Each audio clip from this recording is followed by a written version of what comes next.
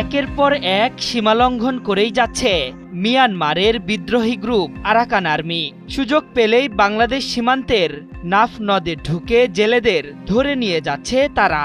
অস্ত্রের মুখে গত ৬ দিনে প্রায় অর্ধশত বাংলাদেশি জেলেকে অপহরণ করে মিয়ানমারে নিয়ে গেছে সশস্ত্র সংগঠনটি।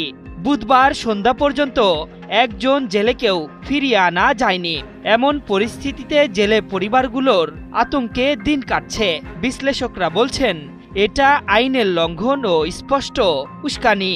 দীর্ঘ ১১ মাস মিয়ানমারের সরকারি বাহিনীর সাথে লড়াই শেষে গত আগস্টে রাখাইনের মংডু এলাকার নিয়ন্ত্রণ নেয় আরাকান আর্মি, যা বাংলাদেশ সীমান্তের নাফ নদের খুব কাছের একটি গ্রাম। এই নদটি বাংলাদেশ ও মিয়ানমারকে বিভক্ত করে রেখেছে। আন্তর্জাতিক আইন ও সীমালঙ্ঘনের বাধ্যবাধকতা থাকলেও নদীতে মাছ ধরতে যাওয়া জেলেদের ধাওয়া করছে আরাকান আর্মি। বিশেষ করে শাহপরীর দ্বীপের কাছাকাছি নাফ নদের নাইখাং দিয়া এলাকায় স্পিডবোট যোগে অস্ত্রশস্ত্র নিয়ে ধাওয়া করছে জেলেদের। পাশাপাশি জেলেদের অপহরণ করে নিজেদের ভূখণ্ডে নিয়ে যাচ্ছে তারা। স্থানীয় প্রশাসন ও জেলেদের দেওয়া তথ্য বলছে, গত ৬ দিনে ৪৬ জন জেলেকে অপহরণ করেছে আরাকান আর্মি। এর মধ্যে ১৭ আগস্ট ৫ জন, ২৩ আগস্ট ১২ জন, ২৪ আগস্ট ১৪ জন, ২৫ আগস্ট ৭ এবং ২৬ আগস্ট ১৩ জন জেলেকে ধরে নিয়ে গেছে সশস্ত্র গোষ্ঠীটি। এমন অবস্থায় আতঙ্কে দিন কাটছে অন্য জেলেদের। সেই সাথে নাফ নদে মাছ ধরতেও ভয় পাচ্ছেন স্থানীয় জেলেরা।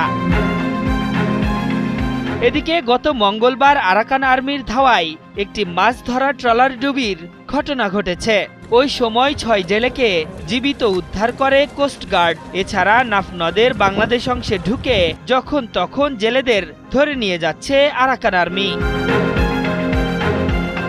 এবারই প্রথম নয়, এর আগে গত আগস্ট থেকে জুন পর্যন্ত ১৬৫ জন জেলেকে ধরে নিয়ে যায় আরাকান আর্মি। এর মধ্যে কূটনৈতিক চ্যানেলে তাদের অনেককেই মুক্ত করেছে বাংলাদেশ।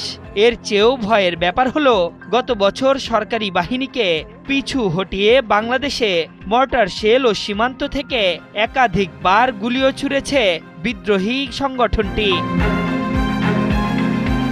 রাখাইন রাজ্যে নিয়ন্ত্রণ প্রতিষ্ঠার পর থেকে নাফ নদের মিয়ানমার অংশে মাছ ধরায় এক ধরনের নিষেধাজ্ঞা দিয়ে রেখেছে আরাকান আর্মি। মূলত নদীর নাব্যতা সংকটের কারণে নাইতখাংদিয়া এলাকা দিয়ে পারাপার হতে গিয়ে মাঝে মধ্যেই মিয়ানমার সীমান্ত দিয়ে আসতে হয় জেলেদের। এই অজুহাতে জেলেদের অপহরণ করছে আরাকান আর্মি। তবে এই সংকট কিভাবে কাটিয়ে ওঠা যায় তা নিয়ে কাজ চলমান রয়েছে বলে জানিয়েছে স্থানীয় প্রশাসন। আশরাফুল ইসলাম, ৭১।